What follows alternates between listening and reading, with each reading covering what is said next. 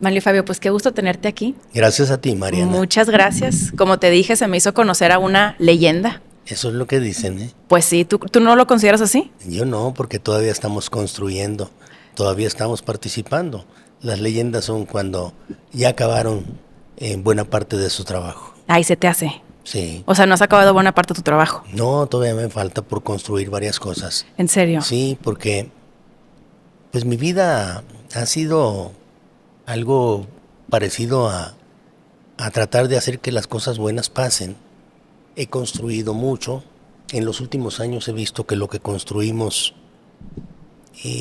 pues ha ido menguando o han querido destruirlo, sobre todo las instituciones. Y esto es uno de los motivos, Mariana, por lo cual pues yo me propongo nuevamente participar. Y creo que la solución a buena parte de los problemas que se han dado están en el Congreso. Y el Senado de la República es parte importante del Congreso. Muy importante. Y necesaria. Sí, es quizá fundamental, porque estamos en un momento en el cual parece que se quiere construir un país en donde una sola persona sea su dueño y no una república en donde tengamos la división de poderes que nos garantice los equilibrios.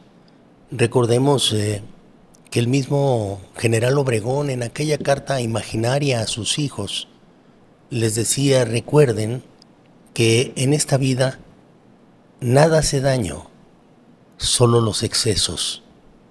Cuiden que estos no sucedan. Y lo recuerdo muy bien porque son consejos muy familiares, muy norteños, sobre todo los consejos.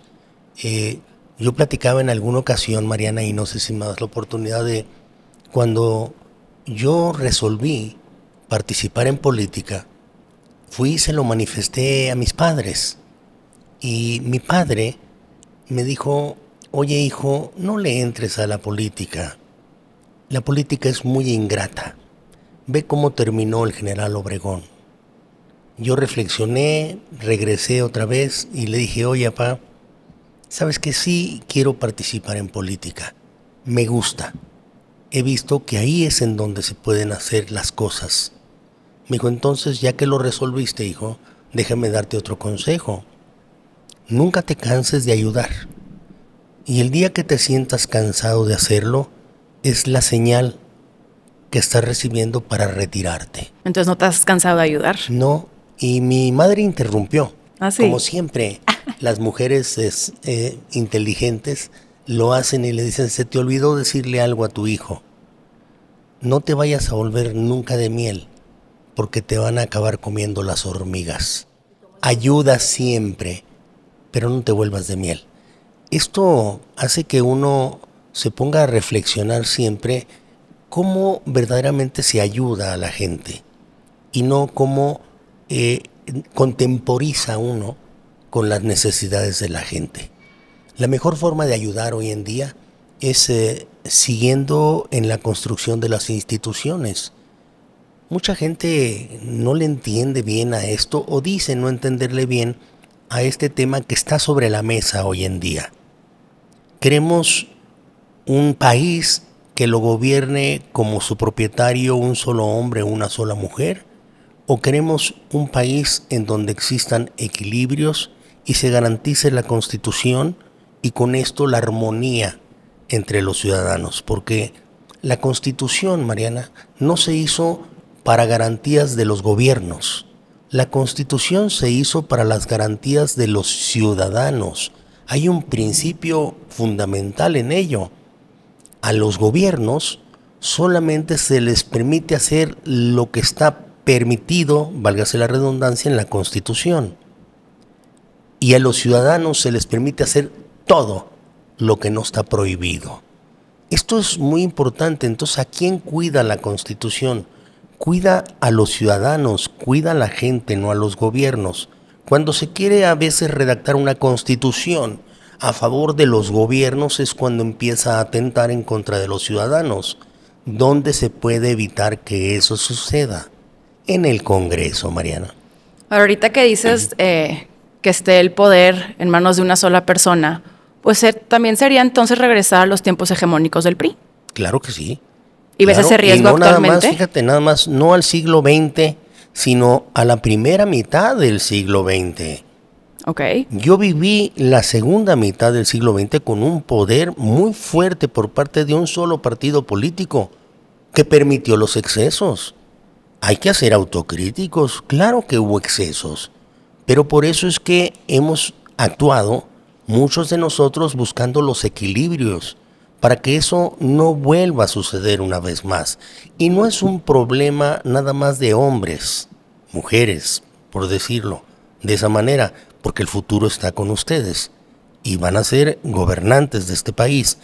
Es con las instituciones las que te permitan entonces tener garantías absolutas a los ciudadanos. Queremos gobiernos, pero no queremos un gobierno que tiene facultades y no las ejerza. Pongo un ejemplo. El uso legítimo y absoluto de la fuerza lo tiene el gobierno. Para eso nos instituimos como tal.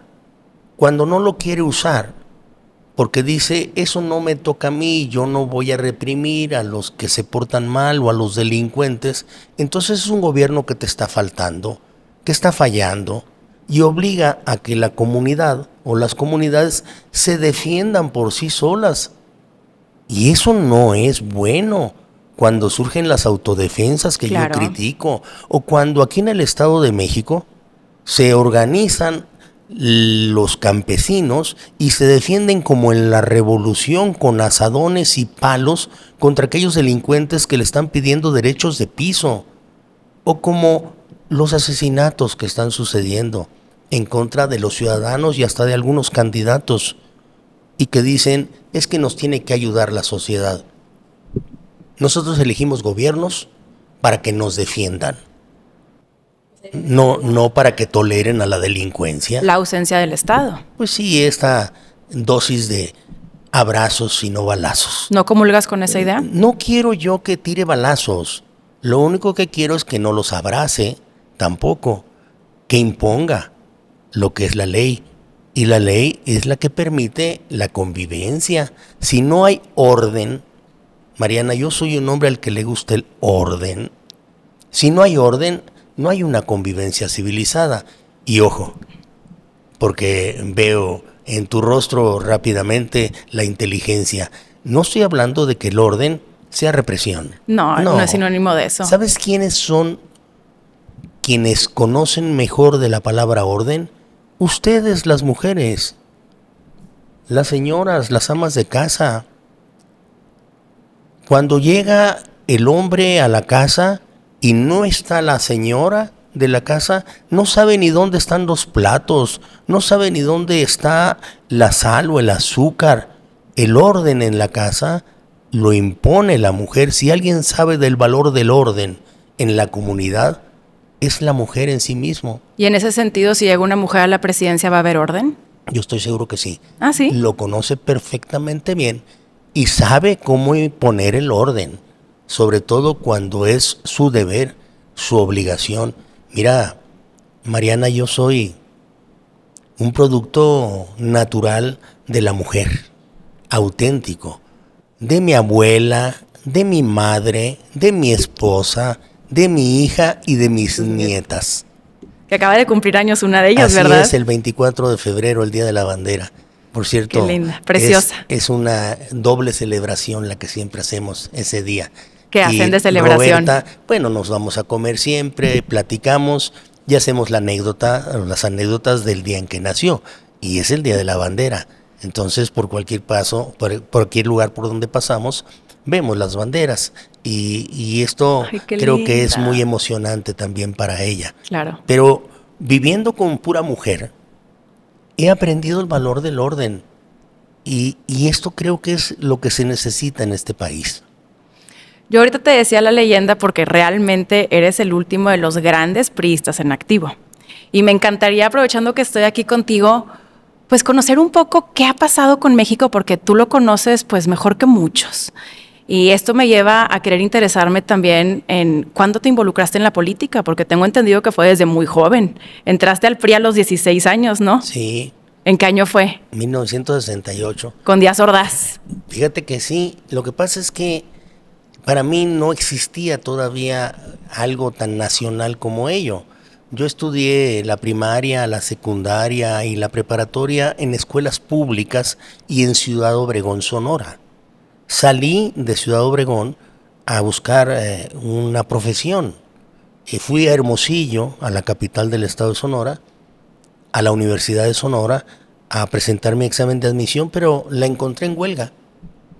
Entonces un grupo, una docena de amigos, fuimos hasta la Ciudad de México a hacer examen de admisión en la UNAM. Pocos pasamos ese examen, pero solidarios entre nosotros dijimos, regresémonos a Hermosillo, y ahí nos inscribimos todos. Volví a Hermosillo y la universidad seguía en huelga. ¿Y qué dijiste? Entonces, Nombre a Dios. Pues, me fui a México, Pues sí. Y en México terminé mi carrera, jurando que algún día haría algo para evitar que estas universidades siguieran tomadas por fósiles que las mantenían en huelga irregularmente. ¿Y lo hiciste? Y lo hice. Hice una ley cuando Cuando llegué fuiste como gobernador y lo anuncié desde el primer día. Y antes de un mes la había concretizado. Y la universidad vivió más de 30 años en tranquilidad y crecimiento en calidad. Qué bueno. Ya la volvieron a modificar la ley, espero que sea para bien. Pero se tardaron como 33 años en hacerlo. Yo me siento muy satisfecho. Pero tú me decías, ¿cómo me inicio? Bueno, yo veía que había amigos míos participando en el PRI en el lado juvenil. Ok. Y es cuando yo me interesé y es que le digo a mi padre que quería entrar a la política. Y es cuando él me hace pues este preventivo de que la política es ingrata. La verdad es que es intensa. Pero no es ingrata. Es Siguen intensa, diciendo lo mismo. Es intensa y muy, muy satisfactoria, sobre todo cuando lo haces de manera auténtica, Mariana, la política.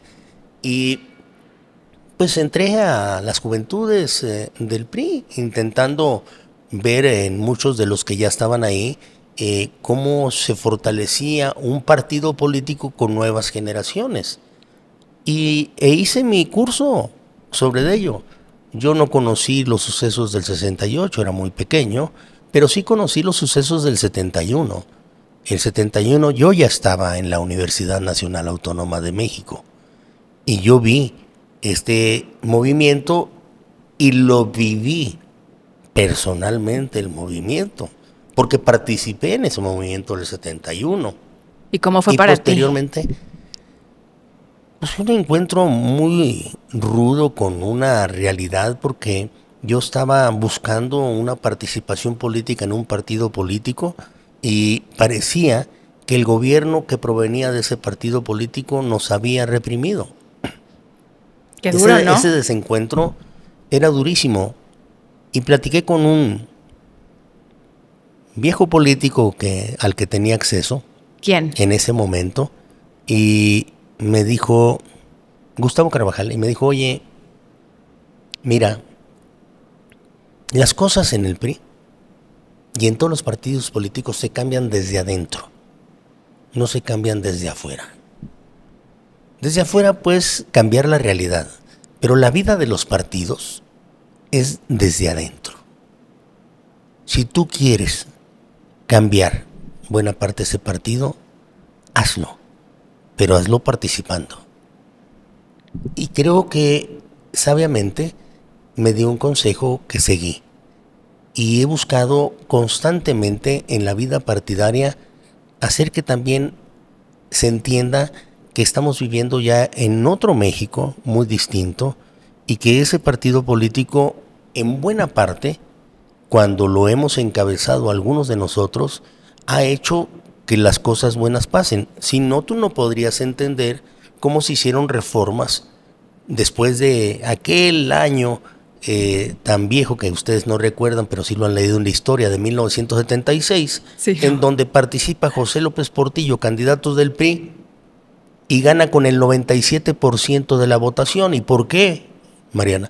Pues porque era candidato único. Claro, la dictadura perfecta. Nos estábamos pareciendo mucho al Partido Comunista de la Unión de Repúblicas Socialistas y Soviéticas. único. Había una competencia. Valentín Campa, participado por el Partido Comunista, que no tenía registro. ¿Y por qué sacó 97? Yo no sé, por ciento de la votación. Debió haber sacado el 100, si no había contrincante. Es ahí cuando viene la magia de Reyes Heroles, desde el mismo gobierno y desde el PRI, donde participó López Portillo, por cierto, al que no se le ha reconocido esa parte, para abrir en buena parte la competencia política. 6 años después, el candidato del PRI ganó, pero no con el 97, pero todavía con una gran contundencia, 70%, Mariana. Muchísimo. Y se hizo otra reforma política para poder abrir más las puertas a la participación de fuerzas distintas, y lo hicimos participando el PRI. Y se abrieron las puertas de tal manera que la siguiente elección, la de Carlos Salinas, quedó 50.5 y muy debatido el triunfo. Pero ya estaba la competencia ahí, a la puerta. ¿Y quiénes participaban abriendo esas puertas? Buena parte de aquellos que desde el PRI habíamos entendido que ese era el camino. La siguiente elección, después de el asesinato de Donaldo, el candidato que lo sustituyó, Ernesto Zedillo, que no tenía ninguna gracia para ganar de todas maneras, pero era la circunstancia, gana con el 47%, ya por abajo del 50%, Mariana. Y se vuelve a hacer otra reforma. Y el siguiente candidato, Vicente Fox, que era de un partido distinto al PRI, gana las elecciones con el 42% de la votación. Ya estaba la competencia avalada por todos los partidos políticos. Me detengo un ratito, perdón, Mariana. No es gracias al PRI, es con el PRI y con muchos otros partidos políticos que entendieron desde adentro que esas puertas tenían que abrirse. Y por la presión de la ciudadanía. Y qué bueno, y por presión de la ciudadanía también tenemos un instituto que cuida la transparencia y los datos, a la que quieren liquidar. Claro. Porque no fue Vicente Fox el que hizo esa ley, fue el Grupo Oaxaca. La ciudadanía organizada impuso esta práctica que es sumamente beneficiosa para el país. Pero de eso yo qué sé, Mariana, te digo de cómo he vivido todos esos pasos y que hoy veo que peligrosamente, porque regresa un presidente que gana con una contundencia del 52% o 53%, y parece que retrocedimos entonces en el tiempo y que ese 53% le permite negar el otro 47% que formamos parte del país y que tenemos que compartir las decisiones. No es que se le quieran quitar facultades al presidente, Mariana. Lo que queremos es que el presidente o presidenta en turno, por más contundente que sea su triunfo, pondere, califique, platique con los demás buena parte de las decisiones. Los hombres, las mujeres, no somos infalibles. Más vale que nos acompañemos de los mejores y de la ponderación. No eres infalible. No, no hay en el mundo alguien infalible. Antes de irme ahorita a platicar sobre el presente, quiero regresar también otra vez al pasado, porque me interesa conocer cómo era el México en el que tú creciste. Pues era muy distinto y era un México, sí, en crecimiento económico, con oportunidades para todos aquellos que quisieran destacar, con desigualdades que todavía no se logran resolver, y con una visión muy abierta a lo que estaba sucediendo en el mundo, siempre y cuando lo estudiaras, porque pues no teníamos un acceso a estos aparatos maravillosos, además, que te conectan con el mundo de manera automática. En ello tenías que usar mucho, no nada más la inteligencia, sino al mismo tiempo la perseverancia y el estudio, claro, para poder sacar tus conclusiones. Perdón si parece que desvarío, pero hablábamos al inicio de la conversación, previo a la filmación, de un Calles, yo cité a un Obregón, los dos sonorenses, por cierto. Correcto. Creadores de instituciones, hombres visionarios, que se enteraban de lo que estaba sucediendo en el mundo, con inteligencia y con algunos apasionados de la observación del mundo. Y no necesitaban mucha insistencia de las noticias que se reciben a diario como para saber hacia dónde querían conducir al México moderno. Yo no viví esas épocas, pero sí sus consecuencias. Las consecuencias de organizarnos, acabar con los conflictos bélicos, con las pasiones no moderadas ni ordenadas de los hombres en la política y el avance hacia donde hoy nos encontramos. Sí, yo vi a ese México del siglo, de la segunda parte del siglo XX, creciendo, ordenándose y haciendo todo un ejercicio de ruta democrática. En estos cambios generacionales me supongo que también con tus nietas está de pasar, que ves cómo van creciendo y no sé si hay algunos aspectos que digas, híjole, mi infancia fue muy distinta. Sí, cómo no, Mariana. La verdad que fue completamente distinta. ¿En qué sentido? Primero porque en lugar de donde yo vengo, desde un pueblo que se llama Villa Juárez, y luego paso a otra población un poco más grande, pero no creas que mucho mayor, que era Ciudad Obregón, pues me permitió ver que las oportunidades no se te daban simplemente porque aparecían, sino que tú las tenías que buscar y las tenías que acariciar y tenías que lograrlas. Era todo un método que resolvió Donaldo con aquella frase de soy el producto del esfuerzo.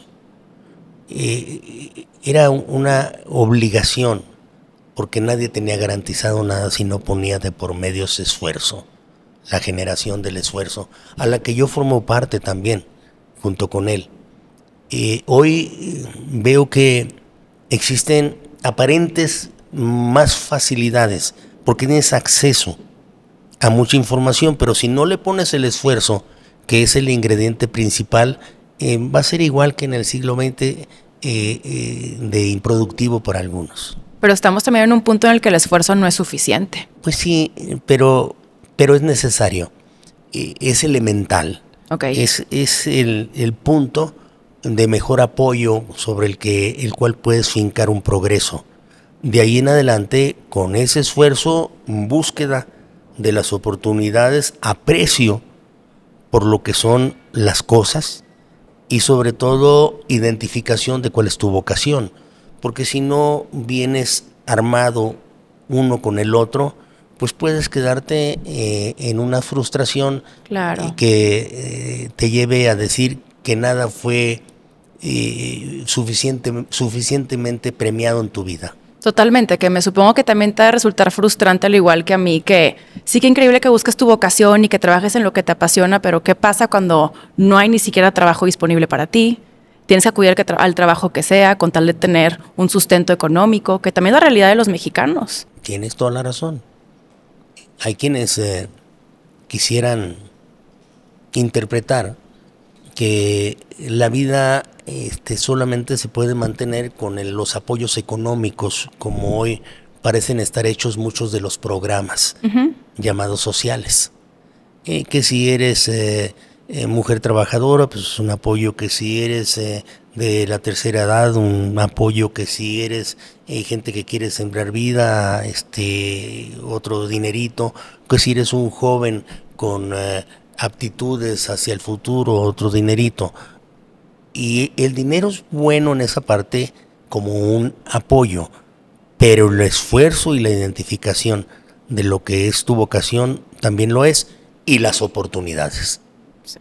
Y las oportunidades vienen, obviamente, si hay un gobierno que te garantiza primero educación, salud, seguridad y oportunidades.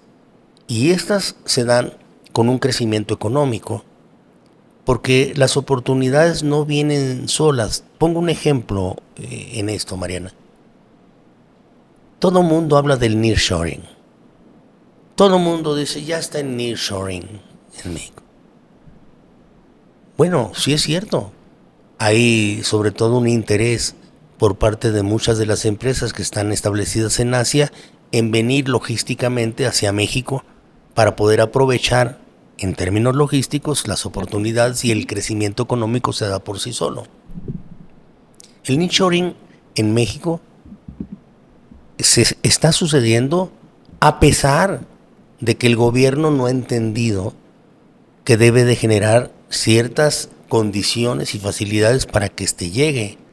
Y si nos tardamos mucho, Mariana, esta ventana de oportunidad de México se la va a llevar o Vietnam o Corea del Sur o algunos otros más que sí se están preparando con energía y con agua y con seguridad jurídica para que puedan estar aquí esas inversiones.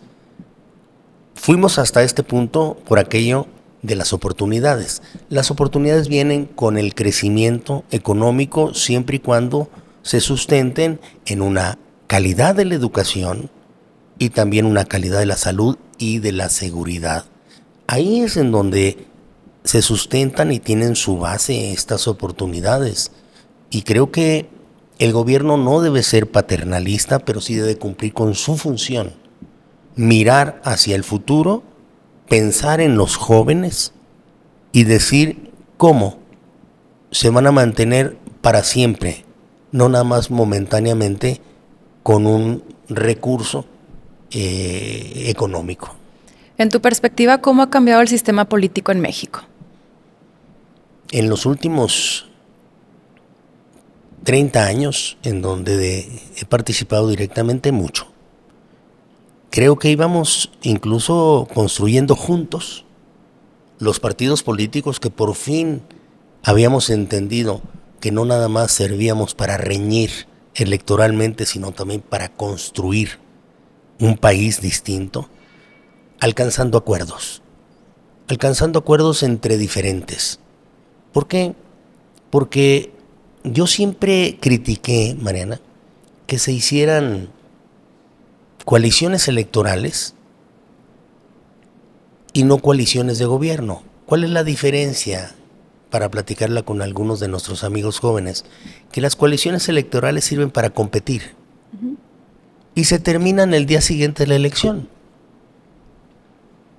Y las coaliciones de gobierno sirven para pactar, para acordar, para construir entre nosotros. Es posible que en ese acuerdo, cuando pactan, se ceda una parte de tus exigencias, porque lo perfecto riñe con lo posible. Claro. Pero yo creo que los acuerdos son muy sanos.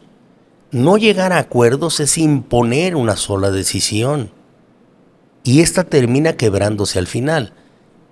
Pero te decía que ha cambiado mucho la política porque nos hemos aprendido a respetar entre muchos de nosotros. Hay otros a los que solamente les gusta reñir. Hay quienes quieren hacer la diferencia en que estos son los malos y estos somos los buenos. Aquellos que polarizan. Y eso no es la política. La política se hace en tu casa, con tus padres, con tus hijos, con tus hermanos, en tu negocio, en la calle, en la escuela, para alcanzar acuerdos, para evitar la riña, el pleito, tan desagradable, tanto en la casa como en la comunidad. Hace poco, Mariana, una amiga mía, militante, antigua militante del partido, me recibía en su comunidad y me dijo: oiga, licenciado, le tengo una gran noticia. ¿Y cuál es, doña Luchita? Me dice que mi hijo ya le entró a la política. Digo, no me diga, ya entró a la política, muy bien. ¿Y qué es lo que hace su hijo, doña Luchita? Lo acaban de nombrar subdirector del registro civil. Ay, no, hombre, Le dije, a la burocracia. no, doña Luchita, entró a la burocracia, pero a la política no entró. No te sabe o coincides conmigo en que buena parte también de la política se ha devaluado porque piensan que cualquier burócrata está haciendo política No, totalmente. y que llega alguien a pedir un servicio en alguna oficina donde te tratan burocráticamente y dice estos políticos no tienen remedio. Pues es No que no son. son políticos. Creo que hay que empezar a diferenciar entre el político y el burócrata. ¿Quién es el político? Y aquel que le gustan los acuerdos, aquel que le gusta hacer que las cosas buenas pasen, aquel que está buscando siempre cómo privilegiar a los más sin lastimar a los menos. Pero en ese sentido, si no te gustan los acuerdos, no eres político. Pues yo creo que no, dedícate a otra cosa, dedícate a ser dictador, dedícate a ser un déspota, dedícate a hacer las cosas como se te viene a ti en gana y crees que es lo correcto. Completamente. ¿Y también ves una degradación en la función pública? Lo que veo es que con esta dosis de aquellos que vamos a convocar a la burocracia o al servicio público deben de cubrir con el requisito o cumplir con el requisito de 90% de lealtad y 10% de conocimiento, pues entonces hay una función pública pues que va completamente disminuyendo. Pero no ha sido Yo siempre me formé, así. No, yo me formé con aquello de que mínimamente debes de cumplir con un conocimiento sobre el tema para ser convocado a un ejercicio público. Ok. En esta situación de ir aprendiendo echando a perder, pues creo que es uno de los pocos países que lo está tolerando. Yo soy alguien que está proponiendo gobiernos de coalición, Mariana. Y una de las partes esenciales de los gobiernos de coalición es que los partidos lleguen a un acuerdo mayoritario para ver hacia dónde se transita, cediendo, concediendo, construyendo. Pero la base más importante de ello es que el presidente o presidenta en turno esté obligado a poner sus nombramientos a la calificación de otro poder. Del Senado. ¿Qué quiere decir? Del Senado o de la Cámara de Diputados. Ok. Depende de cuál sea la función. Ya pusimos algunos de ellos en la Constitución, Mariana. Pusimos que se tiene que ratificar el secretario de Hacienda por Cámara de Diputados, que es la que aprueba siempre la ley de ingresos y presupuesto de la Federación. Y también pusimos que la Cámara de Senadores deba de ratificar al secretario de Relaciones Exteriores porque es una función compartida el llevar las relaciones con otros países entre el Ejecutivo y el Senado de la República. Pero yo quisiera ir a más. En los Estados Unidos, Mariana, que es un sistema presidencial, han entendido que se tiene que garantizar la calidad de los gobiernos. Y por eso existe una burocracia de carrera. Pero también los nombramientos del presidente en turno en los Estados Unidos en su mayoría van a la ratificación del Senado, aunque se tarde el Senado. Pero entonces no te van a aprobar cualquier ocurrencia. Que pongas a un agrónomo a manejar Pemex o que pongas a un aspirante a maestro a manejar la Secretaría de Educación, aunque nunca haya dado clases. Qué o por lo tristeza que menos es la intelectual. realidad, ¿no? Bueno, pero eso es muy triste Sí. que estemos aguantando y soportando. Y te puedo poner muchos ejemplos más, ¿eh? A ver. Porque, no, de los que están haciendo el trabajo, creo que uno de los que se salva hoy en día es el de la Comisión Nacional del Agua. Porque creo que es un hombre talentoso, que conoce de la materia. Lástima que no le den recursos, que no lo reciban y que no pueda resolver la gran crisis hídrica de este país. Conoce, pero a él no lo conocen, ni lo reconocen como el hombre que pueda ser el de la solución. Creo que estamos atorados en la voluntad de un solo hombre. Y yo no digo que él sea malo, Yo digo que el método es malo. Poner todo el destino de un país en la voluntad soberana y única, caprichosa de un solo hombre o mujer. Vamos, habíamos avanzado mucho, como tú dijiste ahorita, si en política habíamos crecido, habíamos avanzado mucho. Y estos últimos años creo que hemos perdido el impulso. No sé si tú comulgues con esta idea, pero para entender el presente también hay que entender un poco el pasado. ¿Qué ves en el pasado que analices y hoy digas, claro, es que por esa razón es que hoy estamos como estamos? Primero hicimos en el pasado cosas en el contexto en el que se encontraba el mundo. Tú no puedes mirar a México de hoy en aquel México de los 50, de los 40, ya no te digo de los 30 en una guerra mundial, o de los 50, 60, 70 en una guerra fría, como se resolvía hasta los 90. Uh-huh. Lo tienes que ver en ese contexto de por qué se tomaron aquellas decisiones. Platico una anécdota. Alguna vez, con algún amigo mío, de nombre Fernando Gutiérrez Barrios, visitamos Cuba y lo recibió Fidel Castro como un gran amigo de la revolución. Y en una larga conversación, no podían ser cortas. ¿Por qué no?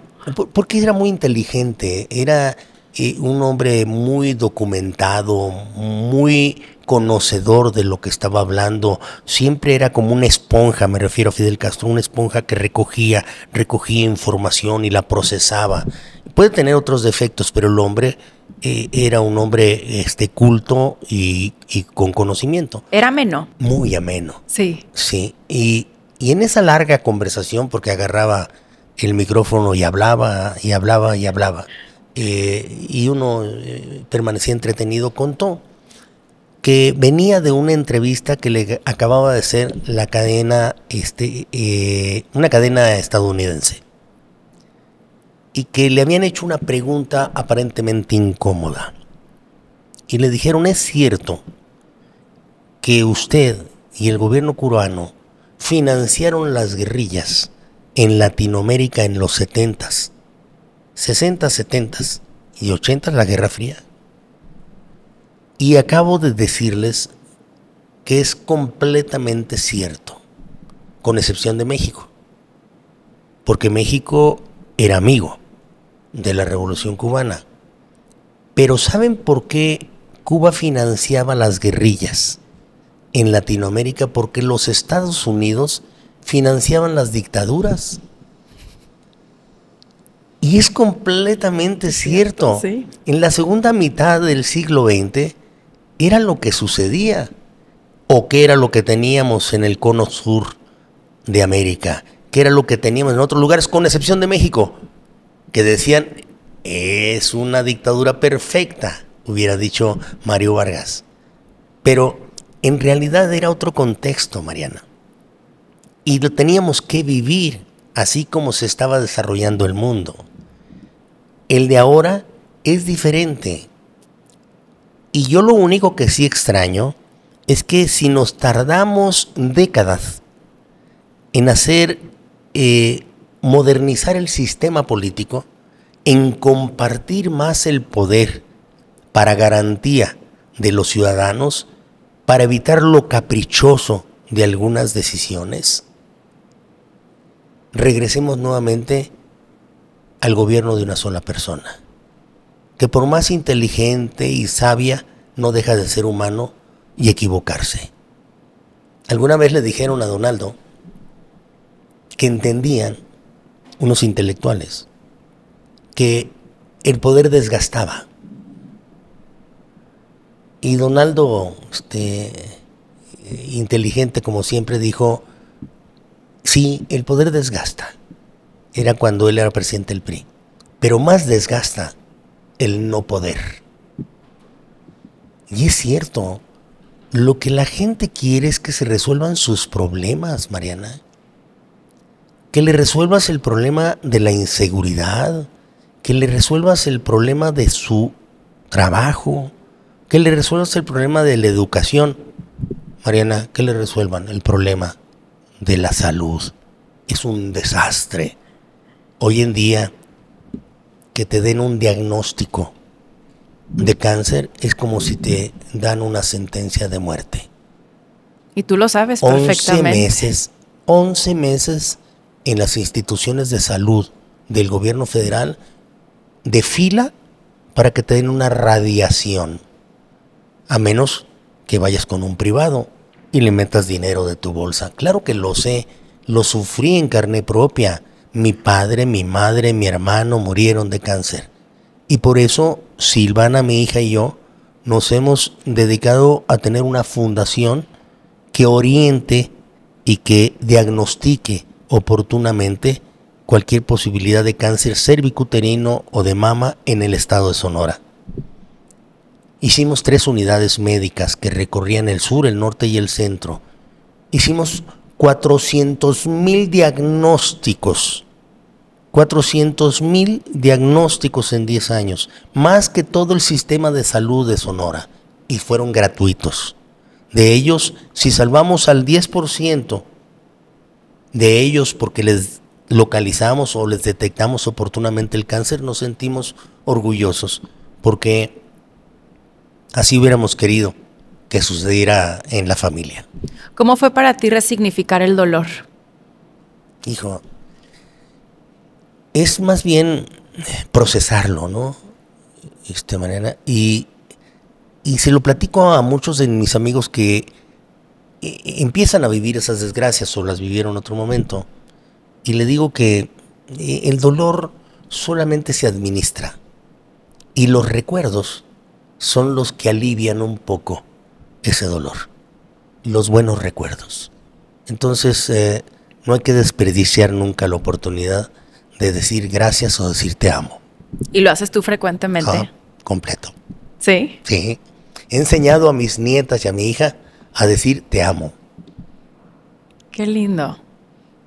Porque luego te arrepientes. Se te llenan los ojos de lágrimas. ¿Por qué? A lo mejor, Mariana,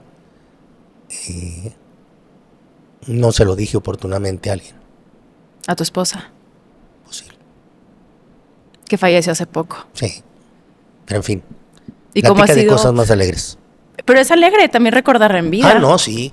Pero además supe asistir y supe estar, pero no supe repetir todas las veces que hubiera querido. Lo dije muchas veces, pero creo que fueron insuficientes. ¿Habrá sido esa la razón por la cual estuviste un poco alejado del foco público? No esa nada más. Creo que son varias razones que me hicieron que estos últimos 6 años estuviera en un receso. Esa, porque no, fue larga la enfermedad, la pandemia en sí mismo, un desacuerdo que yo tuve con el presidente en turno en aquel momento, el presidente Enrique Peña, un desacuerdo que tuve de cómo se estaba manejando desde el poder o se quería manejar el PRI, y también pues un reencuentro con alguna posibilidad de regresar a intentar cambiar las cosas desde adentro. El desacuerdo fue que yo, presidiendo el PRI, percibí que había un sabotaje desde el gobierno de algunos funcionarios del entonces presidente que con una ambición legítima daban pasos muy adelantados queriendo ser los sucesores. Y entonces no entendían el valor de un partido político que debía de proteger en buena parte lo que era una sucesión ordenada. Y sus ambiciones, insisto, legítimas, reñían completamente con las decisiones de un partido. Eran algunos funcionarios del mismo presidente Peña. Tuve oportunidad de platicarlo con él, siendo presidente. ¿Y qué te respondió? Le dije, tienes que poner orden, porque si no, va a ser, después de que fue un partido triunfador en tus elecciones, un partido que va a perder las próximas. Creo que no alcanzó a poner orden y se perdió. Definitivamente, voz de profeta. Y se perdió. Vaya que perdió. Y en este momento en el que estuviste un poco alejado, ¿tuviste momentos de reflexión, de aprendizaje? Pues uno nunca deja de observar, Mariana, porque tú nunca te retiras de la política. Siempre estás alerta y estás observando qué es lo que está sucediendo y estás sacando tus conclusiones. Y estás en donde estés diciendo qué haría en este momento. Y te imaginas lo que harías. Pero dices, para poderlo hacer, debo estar dentro. Porque desde afuera no se puede. Y esa observación fue la que te impulsó a decir, estoy de regreso. Y creo que el Congreso es parte de la solución, parte importante de la solución. En un futuro próximo, el 2 de junio, van a tener la oportunidad todos los mexicanos de tomar una decisión de quién va a ser su presidenta o presidente. Yo creo que en ese orden. Pero también de quiénes van a ser el equilibrio del poder en el Congreso. Recordando siempre que el Congreso puede moderar las decisiones únicas de un presidente de la República y que el Congreso va a intervenir para formar el otro equilibrio, que es la Corte, el Poder Judicial, y garantizar la convivencia entre los tres para garantía de todos. Te apodan de muchas formas. A mí me interesaría conocer por qué consideras tú que de pronto te apoden el capo de capos. ¿Quién sabe? Yo creo que por alguna ignorancia de parte de ellos, ¿no? Porque pues eso es en la traducción el jefe de los jefes, ¿no? ¿El jefe del PRI? Pero por alguna equivocación. A final de cuentas, mientras yo no los corrija, no los saco de su duda. Y hablando ahorita del PRI, ¿qué es esto del PRI de Alito? Pues de que Alito, Alejandro Moreno, es el presidente del PRI. Y que, como todos los presidentes de un partido político, se rodean de algunos de sus hombres y mujeres de confianza, y a lo mejor hay quienes no están de acuerdo con ello y tomaron una decisión de irse. Muchos. Y habrá oportunidad o de que las cosas sean diferentes, pero por lo pronto nunca ha existido en el PRI una posibilidad de que no se rodeen de sus hombres y mujeres de confianza los dirigentes del PRI. Siempre ese dirigente solamente tiene que procurar el hacer un poco más compartido también ese momento. ¿A qué le atribuyes tú el que aproximadamente 5 millones de militantes que eran del PRI se hayan salido del partido? Son muchos. Sí, muchísimos.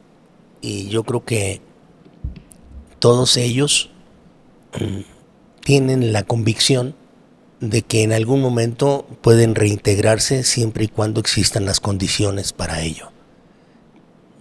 Difícilmente vas a encontrar a alguien en este país que no tenga un vínculo con el PRI, ya sea a través de tu abuelo, de tu padre, de tu madre, de tu tío, de tu hermano, de un amigo, pero el PRI está vinculado a lo que es México.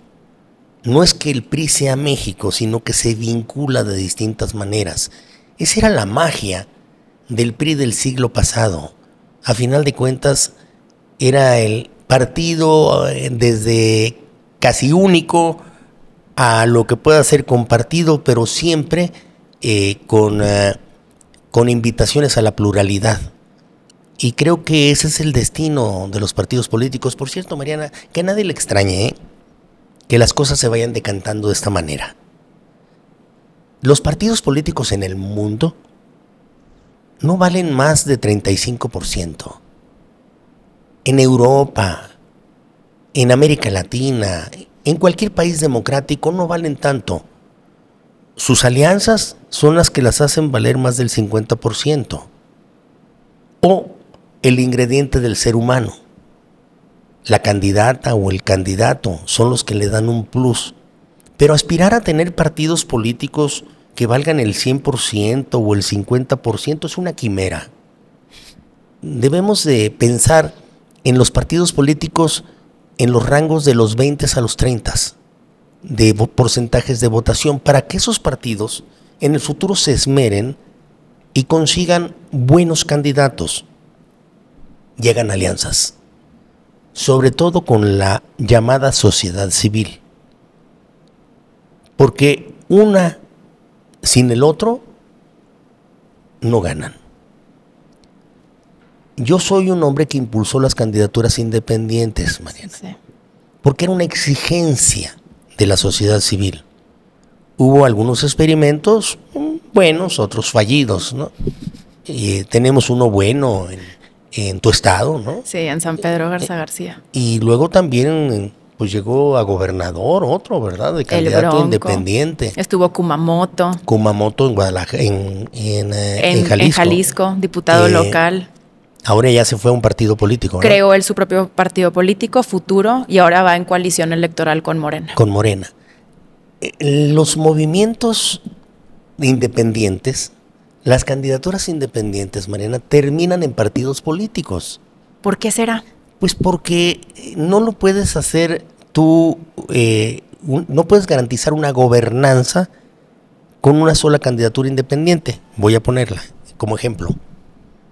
En Nuevo León, el gobernador que le denominaban el Bronco se quedó sin Congreso, porque él ganó la gubernatura, pero no tenía candidatos al Congreso. Entonces, y garantizar una gobernanza, claro, le fue muy difícil.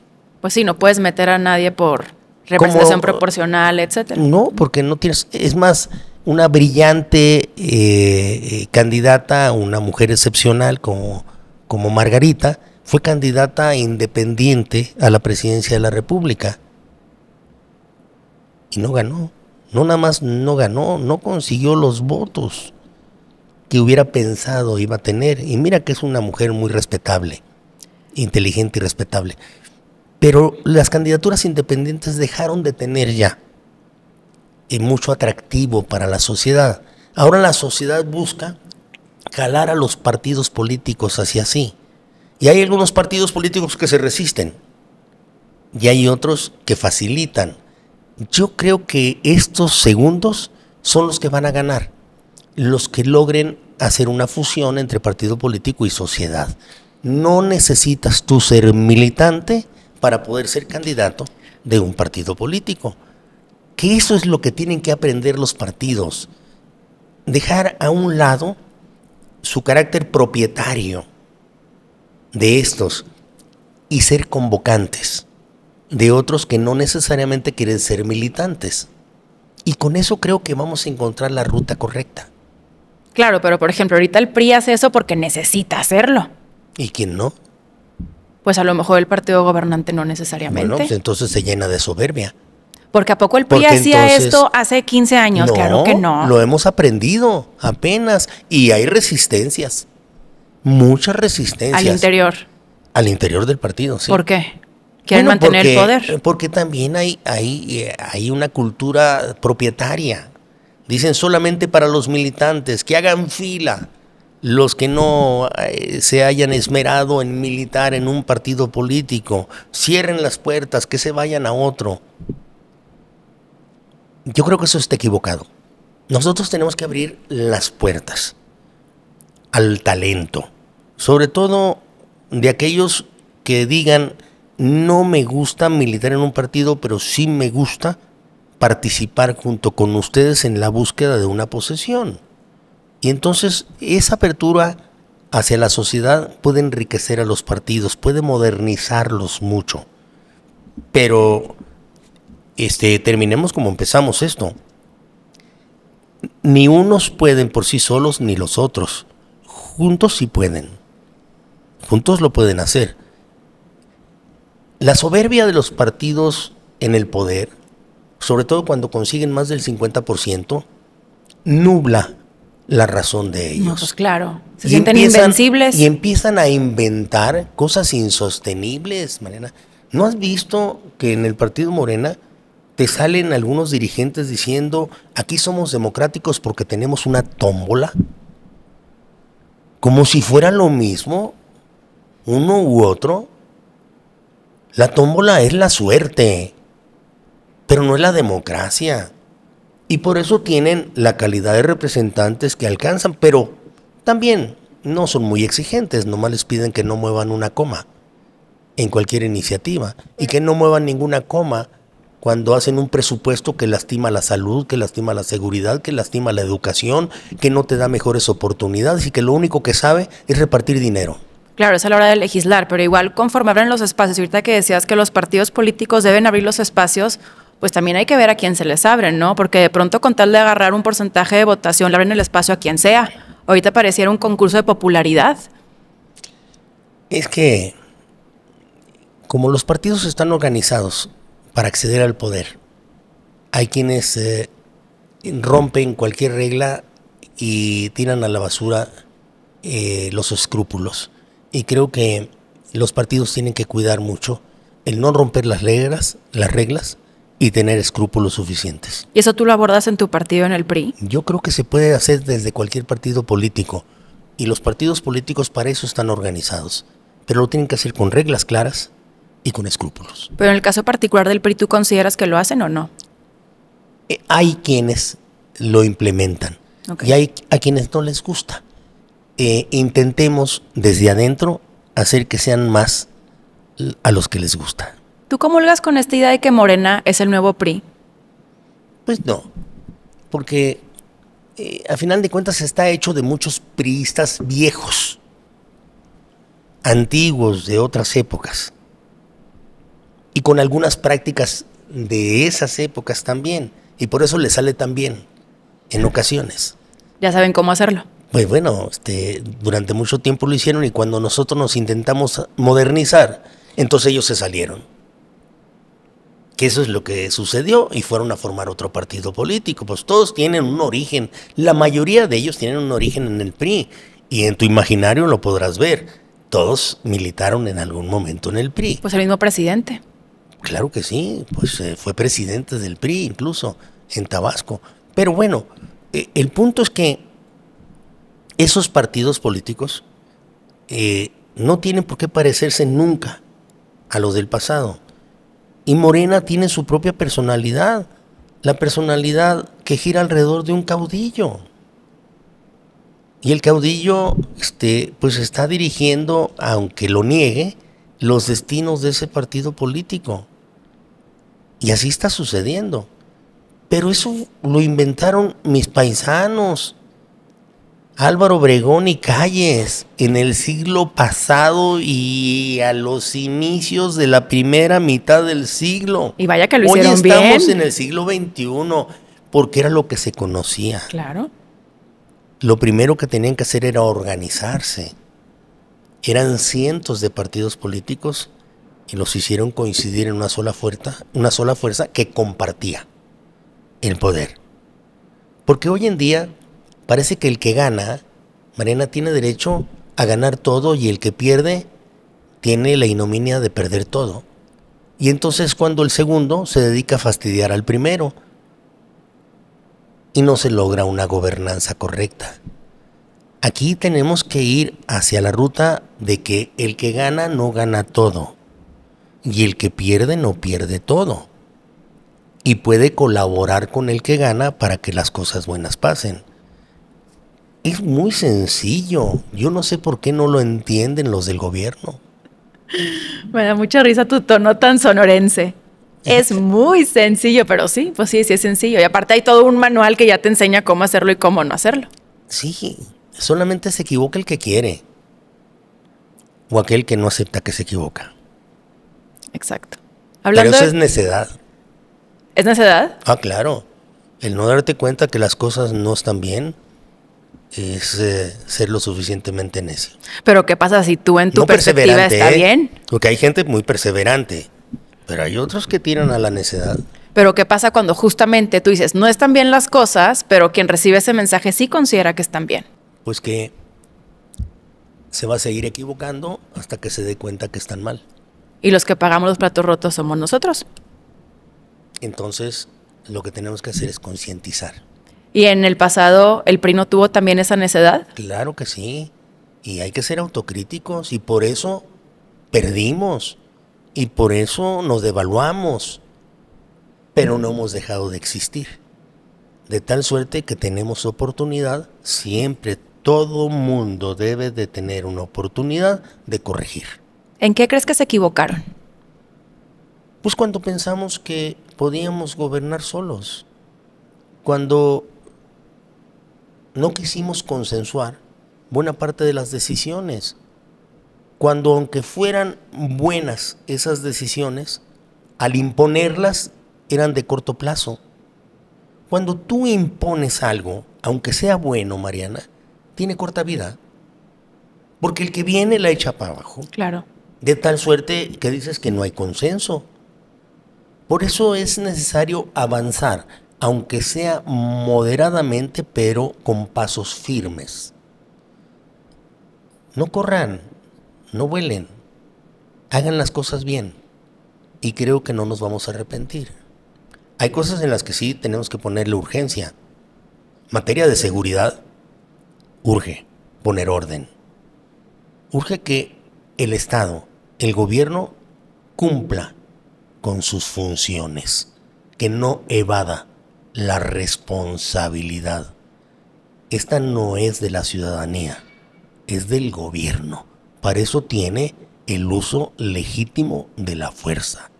Que nadie intente quitárselo, como que tampoco nadie intente cobrar impuestos por encima del gobierno, que esos son los derechos de piso que se están popularizando por la tolerancia de los gobiernos. Y la falta de Estado, exacto. Se necesita orden. Ahorita que hablabas de los errores, ¿también consideras pues tantos escándalos de corrupción que aparte son comprobados como un gran error? Pues sí. Y creo que el mayor de los errores es que existe impunidad. Porque eventos en donde el ser humano se equivoca o se corrompe, pueden seguir sucediendo si la impunidad aparece o si es la que prevalece.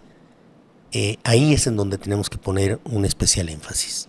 Ahorita hablas de impunidad y justo yo veo cómo se habla ya mucho del sistema de justicia. Y justo también por esta impunidad que todos vivimos, es que es tan rentable, aparte electoralmente, hablar sobre reformar el sistema de justicia, sin que este sea necesariamente la Suprema Corte. El sistema de justicia es enorme. ¿Cómo resolverías tú la impunidad? Va a ser un reto de todos los tiempos. Ha sido, ¿no? Sí, es más, todavía hay algunas confusiones, ¿verdad? En algunas gentes que dicen que la legalidad no es justa y que la justicia es mejor que la ley, cuando en realidad una no puede vivir sin la otra. Total. Porque se llaman reglas. Y son reglas a las que nos debemos de someter. Y las reglas se hacen pensando en la justicia. Aquellos que quieran hacer justicia simplemente idílica, pues entonces van a terminar cometiendo una serie de excesos y barbaridades o injusticias alrededor de ello. Yo creo que estamos bien organizados y que debemos de perfeccionar cada uno de los poderes. Y en el caso del Poder Judicial, estoy seguro que tiene mucho que hacer todavía de arriba hacia abajo. O sea, hay mucho que trabajar aún. Sí, pero démosle un beneficio al Poder Judicial. Por lo menos tienen procedimientos de carrera. Hay poca improvisación. Puede haber equivocaciones o puede haber insensibilidad en algunos de ellos. Veamos este caso que se está viviendo el día de ayer, en donde un juez no le quiere dar la razón por insuficiencia de pruebas a una niña que ya está calificada de que fue violentada. Pero la insensibilidad de este juez dice es que no me han precisado el modo, el tiempo y el lugar. Como si hiciera falta. Una niña de 4 años, en realidad, es criminal por parte de este juez. Pero en fin, hay esa insensibilidad, pero no podemos acusar de que sean improvisados. Todos vienen con una carrera. Okay. Y hay que conservarla, la carrera. Están mejores a veces que muchos burócratas. Ya ves que algunos ayudantes del presidente terminan encumbrados rápidamente en puestos del Ejecutivo, como premio por andar corriendo atrás de su camioneta. Pues nada que no haya pasado antes. Pero no con tanto exceso. ¿Ah, no se te hace? No. Como para que ascendieran así, no.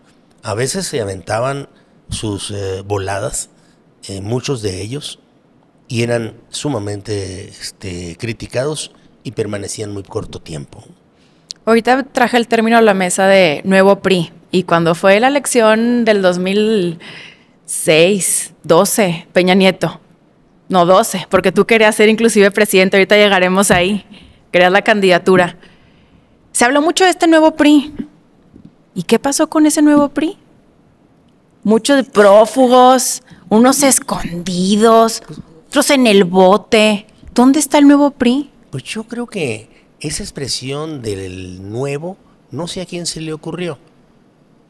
¿Eres PRI o eres PAN o eres PRD o eres Morena o eres PT o eres Movimiento Ciudadano, pero no eres nuevo? La política no puede tasarse entre si es nueva o es vieja. La política es buena o es mala. ¿Eres un buen político o un mal político? Pero no es que seas nuevo o que seas viejo. Por el amor de Dios, esto es de extrema lógica. Todo lo demás es demagogia pura. Los partidos políticos deben de intentar hacer buenas políticas, porque de lo contrario van a ser mal calificados. Pero engañar a la gente poniéndote unos tenis y con eso te haces nuevo, pues eso no es cierto. Eso es una farsa. Entonces Movimiento Ciudadano engaña a la gente. Bueno, es que lo nuevo, ¿dónde está? ¿Es bueno o malo? Ese es el punto. No engañen a la gente si es nuevo o viejo. Lo que importa es que sea bueno. Lo que no debemos de tolerar es que sea mala la política. Y con eso la vamos a prestigiar. Porque si no, va a ser el cuento de nunca acabar, Mariana. Mañana todo será nuevo y pasado mañana será más nuevo que el del mañana. Y dentro de 3 días será mejor que dentro de 2 y que de 1. Pues eso es una ligereza en el discurso. Yo creo que el PRI ha cometido equivocaciones, como muchos partidos lo han hecho, pero yo haría la precisión. No son los partidos políticos los que se equivocan, son los militantes o los políticos que participan en esos partidos. Yo creo que injustamente se sella a los partidos políticos por los errores de los seres humanos. Pero definitivamente los partidos políticos terminan con una imagen. Y ahorita justo hablabas de prestigio y la del PRI no es prestigiosa. ¿Cómo revertir esos negativos que tienen actualmente como partido? Va a ser más lento el poder reconstruir una imagen que la rapidez con la que lo destruimos por equivocaciones. Pero hay que insistir, hay que perseverar en ello. Ya te dije, un partido político que valga 20%, 25%, es un gran partido político en el mundo. No tiene por qué convencer al 100%, ni tienes por qué aspirar a ello. Por el contrario, te debes de sentir contento de la pluralidad. Todo lo demás es una oda al autoritarismo, el decir todos tienen que pensar como yo, todos tienen que ser como yo y todos tienen que participar en el partido en donde yo estoy. O criticarte porque no participas en el partido tuyo. Pues la libertad es el tesoro más importante que tenemos que conservar en este país. Que nadie se arredre por participar en un partido político que ha cometido errores, pero que puede resolver en el futuro estos y mejorar su comportamiento. En el 2012 tú querías ser el candidato a la presidencia. Pero claro que quise y no pude. ¿Y qué sentimiento te genera el que no has logrado serlo? Ninguno. De donde yo vengo y a lo que he hecho y lo que he sido, me siento un hombre realizado. Me hubiera gustado ser presidente de la República porque tengo muchas ideas y muchos planteamientos como los que has estado escuchando que me hubiera gustado concretizar desde ahí. sobre todo respetando la pluralidad, conviviendo y acordando el rumbo de México. No lo logré, pero para ser un hombre que viene de un pueblo que se llamó la Colonia Irrigación, ¿Irrigación? luego fue Villa Juárez, y cuando fui gobernador lo hice municipio. Y pasé a Ciudad Obregón, en donde están todas mis raíces. Y haber llegado a ser gobernador del estado, presidente del PRI nacional, pero sobre todo, presidente de la Cámara de Diputados, presidente de la Cámara de Senadores y coordinador de las fracciones mayoritarias o bisagras para la construcción de las políticas en las dos cámaras y por varias ocasiones, pues soy un hombre privilegiado. Yo creo que la vida me ha dado de más. ¿Ah, sí? De tal suerte que yo sigo intentando simplemente participar y seguir insistiendo en que pasen las cosas buenas. Pero no tengo un solo motivo de frustración. Lo hice, participé legítimamente, ganó alguien más popular que yo, que se comprobó en las urnas y listo. Se acabó. Se acabó la discusión. A otra cosa, mariposa. Pero me supongo que también en tu carrera profesional has sentido, pues como todos sentimos de repente, frustración, impotencia, estrés o nada de eso. ¿Cómo no? Todos los días. ¿Y cómo lo Pero gestionas? pues es que lo único que tienes que poseer es una claridad en tu pensamiento de lo que estás queriendo, lo que puedes hacer y combinarlo. O sea, yo puedo querer muchas cosas en la vida, pero debo de entrar a coincidir con que la realidad me acaba de brindar solamente el privilegio de estar en una entrevista con la Chávez. Pero, ¿y gestionas nada más con eso o hay algún otro método? No sé, a lo mejor sigues haciendo bicicleta todos los días. Todos los días. ¿Todavía? Todos los días. Lo hago temprano, 6:30 de la mañana. Cuido esa disciplina y de paso creo que cometo ahí un exceso, porque no nada más hago en la bicicleta, sino aprovecho para enterarme de todo lo que pasó, leyendo los periódicos de manera digital y oyendo un programa de radio. ¿Cuál al mismo escuchas? tiempo. Bueno, escucho muchos porque los voy cambiando cada vez que meten los comerciales. Entonces cuando meten los comerciales voy cambiando y evito entonces llenarme de publicidad y me quedo con la información. O sea, tienes esta capacidad de hacer muchas cosas a la vez. Pues yo me bajo de la bicicleta ejercitado y enterado. De tal suerte que cuando llego a mi primer compromiso, no hay nadie que me pueda decir o me pueda sorprender con algo que sucedió. ¿Qué opina Manlio Fabio Beltrones de la terapia? Ahorita que muchos jóvenes traemos justamente esta agenda respecto a la salud mental. Que es buena, pero hay quienes se exceden, ¿no? Como que la toman como un exceso. La primera te la debes de proporcionar tú mismo y esta está en la actividad, en estar siempre alerta, atento, leyendo, aprendiendo, y si eso no te es suficiente porque tu trauma es mayor, pues entonces asistir a la otra. Pero hay quienes de entrada rápidamente se meten a esa terapia y no te ha tocado ver, yo sí, a madres aprensivas que agarran a sus niños desde pequeño para llevarlos a terapia y digo yo, desde tan pequeña edad ustedes lo llevan, sí, es que es la parte moderna, ahora hay que llevar a terapia. No sé, perdón, pero por esta expresión, pero yo nunca la conocí, como no conocí las preprimarias y los kinders, como no conocí una escuela privada.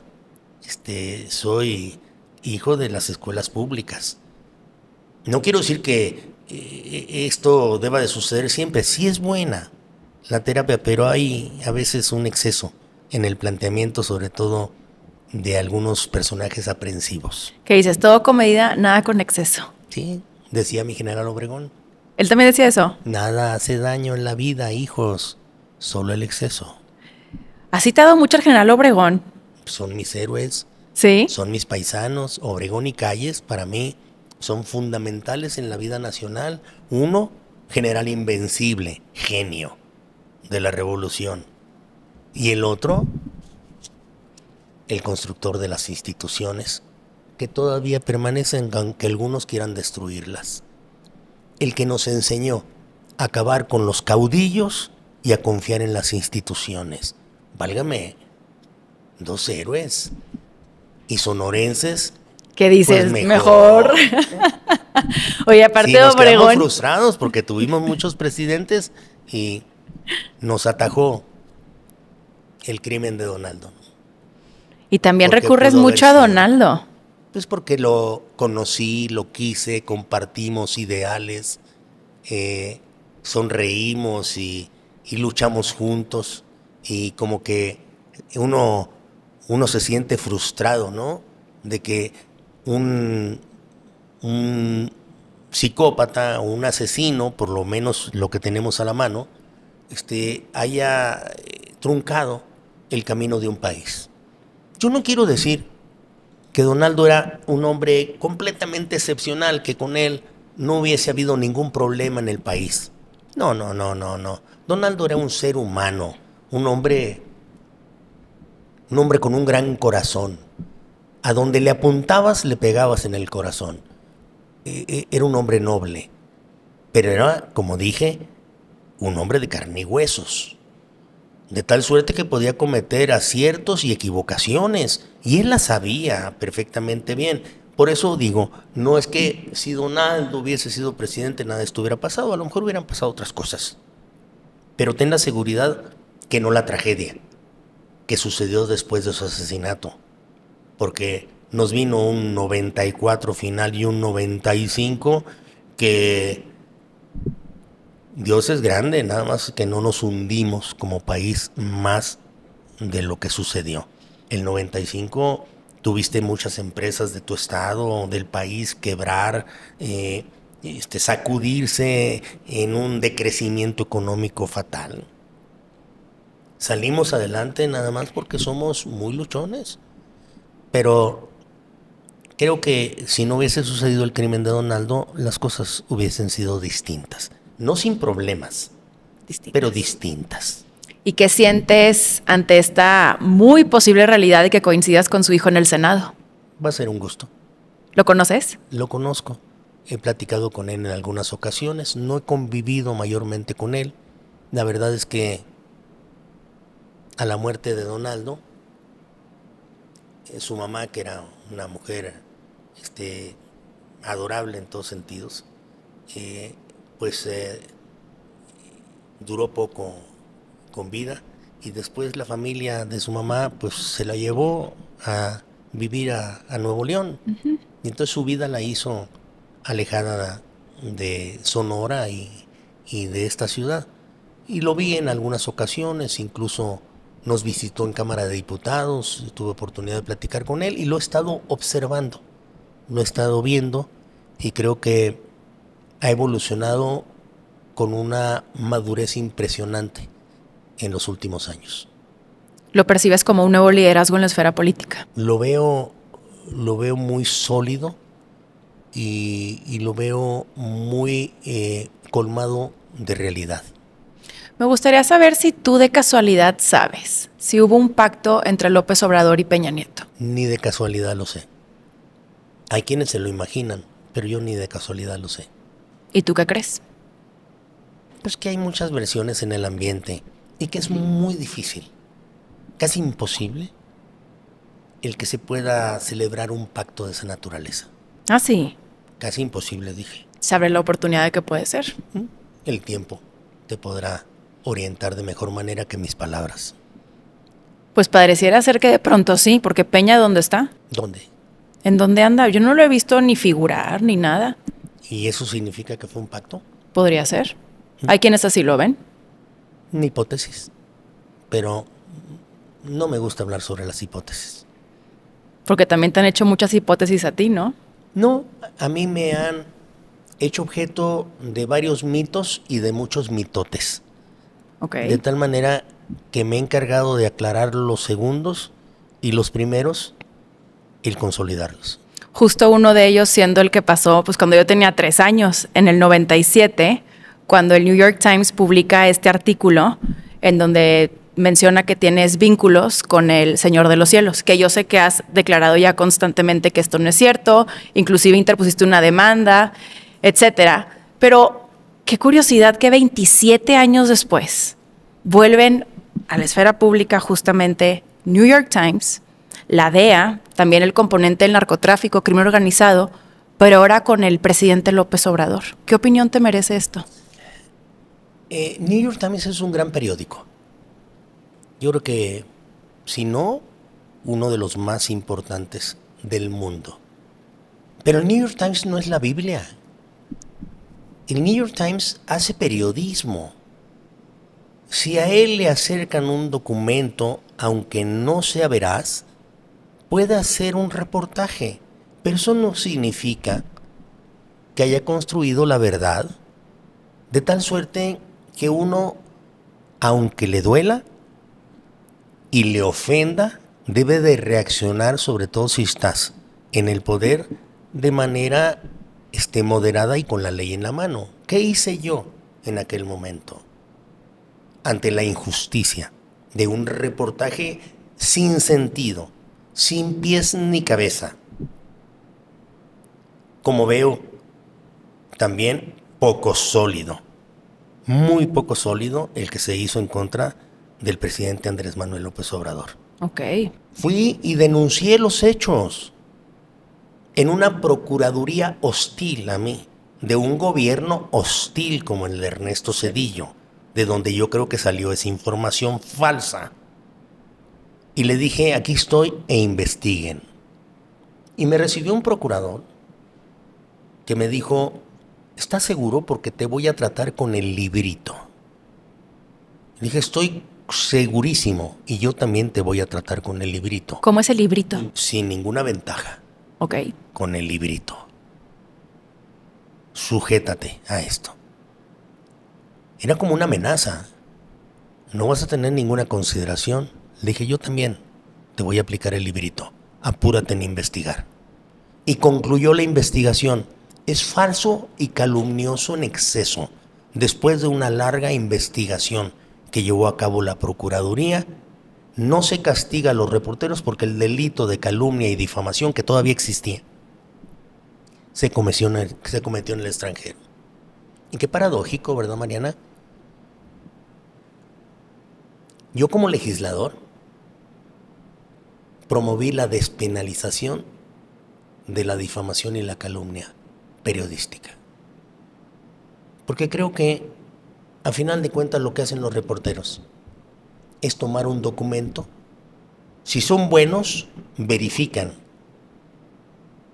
Si son buenos los reporteros. Si no son muy buenos, lo publican. Si son medianamente buenos, investigan. Pero es un documento. Documentos como esos deben de existir muchos, pero que riñen con la realidad. Es posible que los documentos que sacó ahora recientemente el Times existan, pero riñen con la realidad. Y por eso es que molesta tanto al presidente de la República. Yo creo que el presidente debería de proceder a demandar que se investiguen esos hechos aquí, en su país, y que una fiscalía independiente como la que hicimos, o por lo menos hipotéticamente así la tenemos, concluya si es falso o no. Pero todo tiene un orden. No es nada más molestarte. Hay que proceder. Pero como esas calumnias, yo he tenido varias que se han ido deshaciendo en el tiempo. La otra es que yo había torturado a Aburto. Sí. Ya lo dije, Mariana, ganas no me faltaron.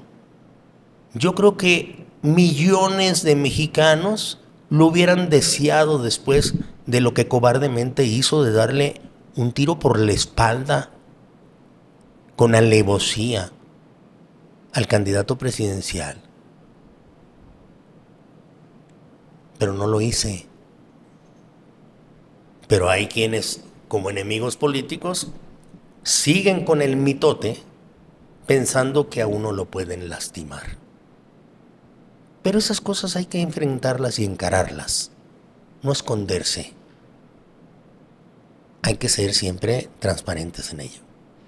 Ahorita hablando de proceder, tanto tu partido, miembros de tu partido, como también la coalición electoral que sostienen con el PAN y con el PRD, han procedido ante las declaraciones del Times que estamos con un narcopresidente, un narcogobierno. ¿Tú comulgas con esta idea? Yo lamento mucho que algunos hagan fiesta con la desgracia de otro y sobre todo con la injusticia que se comete con una persona.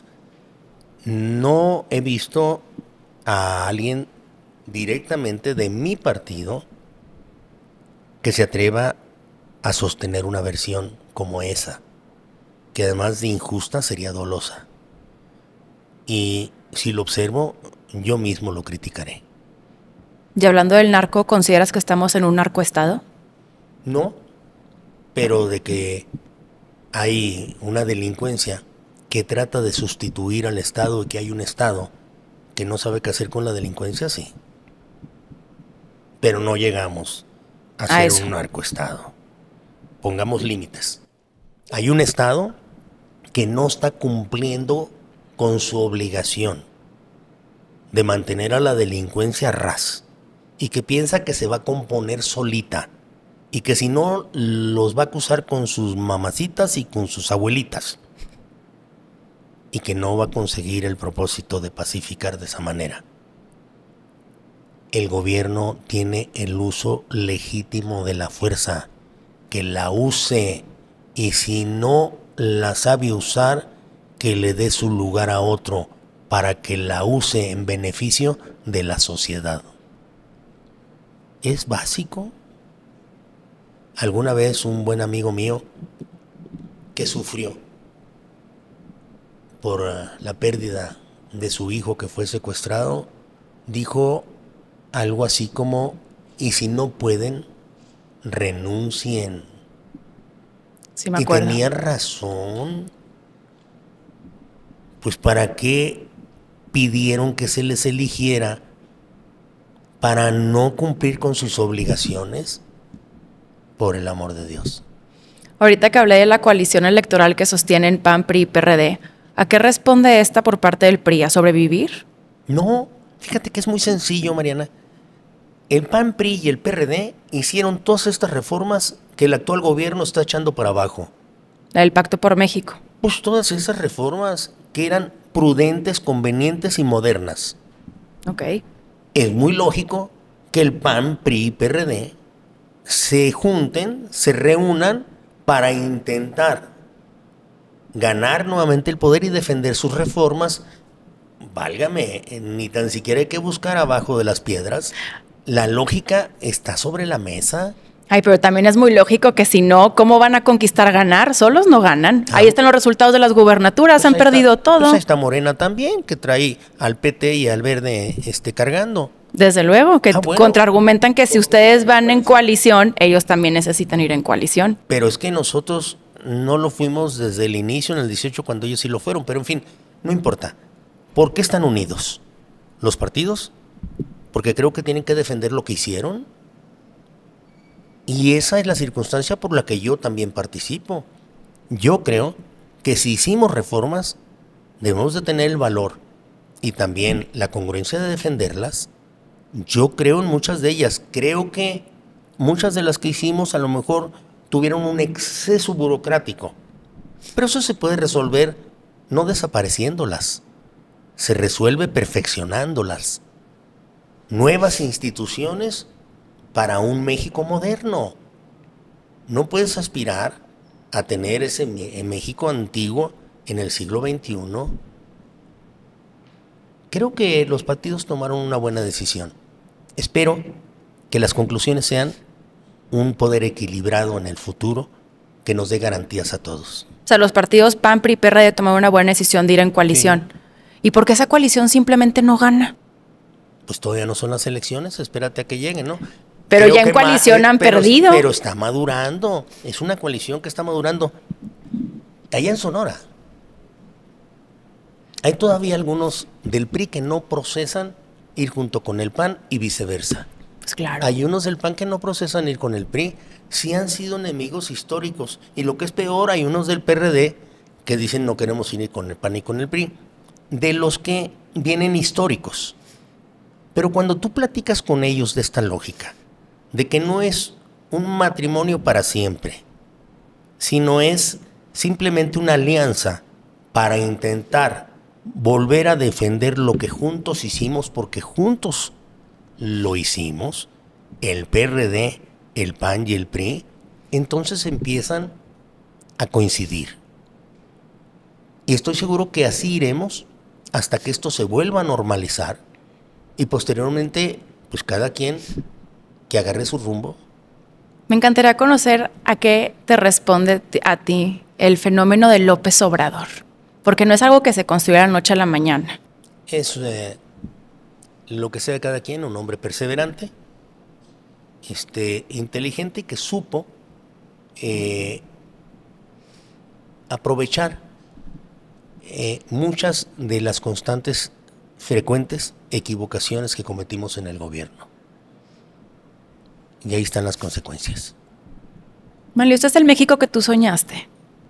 Pues mis sueños son todavía mayores, pero estoy en el México que he podido participar construyendo. Creo que es imperfecto y que todavía podemos hacer muchas cosas más. Por eso insisto, hay que trabajar para que las cosas buenas sucedan. El que yo soñé es el ideal, pero para llegar a eso tienes que pasar muchos pasos previos. Creo que hemos ido en una ruta sinuosa de aciertos y equivocaciones, de tropiezos, de caídas y de levantarnos. Y no nos debemos de cansar. ¿Y crees que tú vayas a ver ese México que sueñas? Por lo menos ese va a ser el ideal. Siempre tú te debes de proponer algo mejor. Y cuando lo alcances, somos tan inquietos e insatisfechos que tenemos que pensar en algo superior. Aquel que no mira hacia arriba se hunde en la mediocridad. Y ese sí es una enfermedad que necesita algo más que terapia. La mediocridad. ¿Ves a muchos mediocres? Lamentablemente. ¿Y en la política? Y que se creen inteligentes, que es peor. ¿Y en la política hay mucho mediocre? Uy, sí, claro. Sí, como la vida, Mariana. La política es la síntesis de la vida. Pero bueno, la política al final del día no representan a los ciudadanos. Ese es del 0 al 100 en porcentajes. ¿Cuántos son mediocres y cuántos no? Pues, es una cifra difícil de poder tener con claridad. A ojo de buen cubero. Pero sí, Mariana, dame la razón. La política es la síntesis de nuestra vida. A ver, nuestra vida está concentrada en la política. Todo tiene una razón política. Sí. Te doy completamente la razón. Como familia, como profesional, como conductora, como gobernante, como administrador público o privado. La política es esencial. No la lastimemos de más. Comprendámosla y vivámosla. Oye, parte de vivir también me interesa mucho conocer los políticos que van a vivir también, pues justamente la política, valga la redundancia, y me encantaría conocer tu perspectiva respecto a por qué no hay un Manlio Fabio joven. No, sí hay. ¿Quién? No, sí hay. No voy a ponerme a describirlos ahorita porque podría ser injusto con muchos. Pero yo veo a mucho político joven en distintos partidos. Ok. En distintos partidos que también traen todo el ímpetu y construyen ideas que giran alrededor de los acuerdos. Lo mío son los acuerdos, Mariana. Lo mío es la negociación para hacer que las cosas buenas pasen. Lo mío es estar actualizado para acordar. Esa es la política. así le entiendo la política.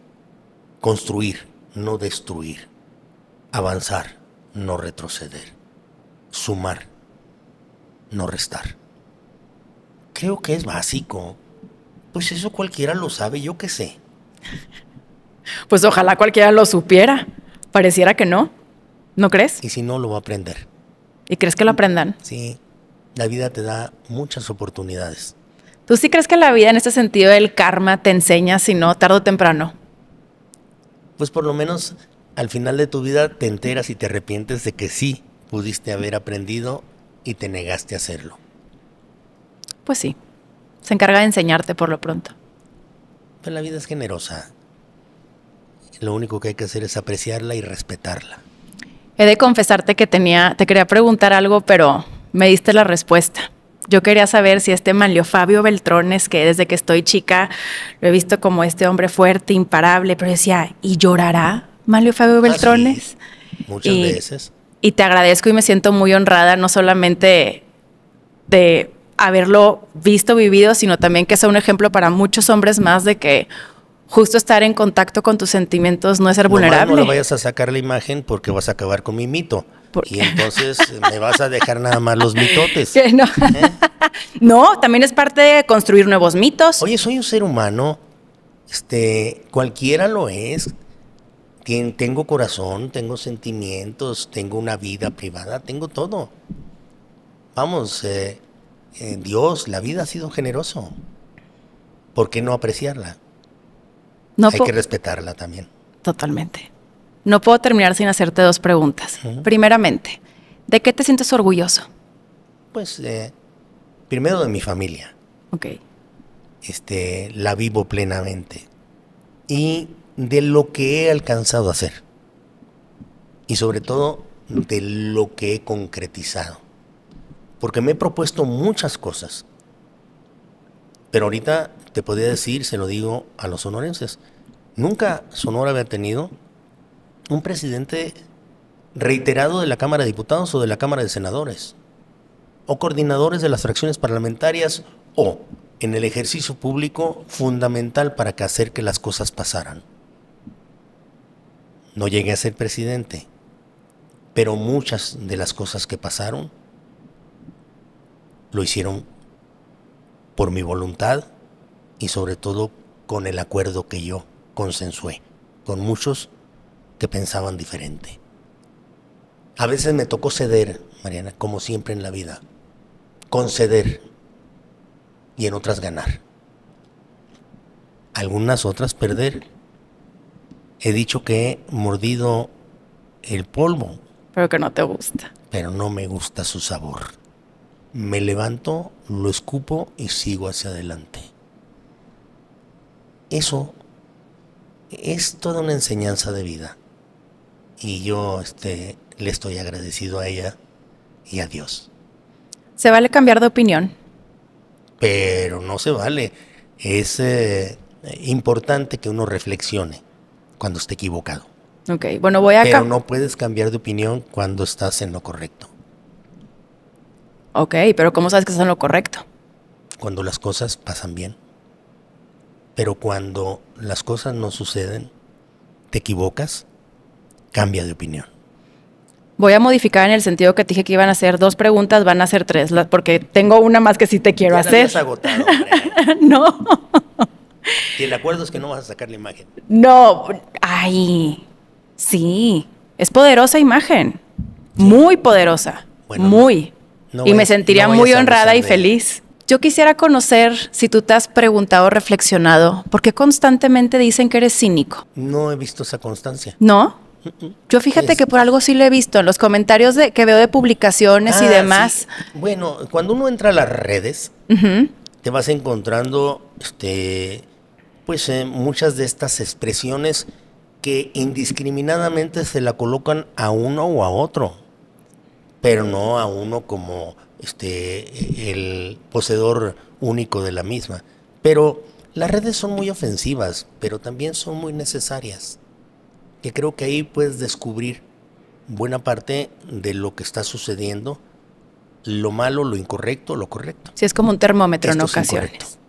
Si algo tengo yo, es el valor como para encarar cualquier circunstancia con verdad. Mi vida se ha hecho y el respeto que me he ganado es porque yo cumplo siempre con lo que digo y respeto la palabra. Si alguien respeta su palabra, tiene la garantía y el respeto de los demás. De lo contrario, puede ser un cínico. Y el único cínico que puede existir es el que escriba la palabra sin sentido y sin sentirla. Y por último, ¿cuál es el legado de Manlio Fabio Beltrones? Los legados son al final de la vida. Y yo apenas estoy construyendo mi última etapa. De tal suerte que esa te va a costar otra entrevista. Entonces habrá otra entrevista. Claro que sí, cuantas veces sea necesario.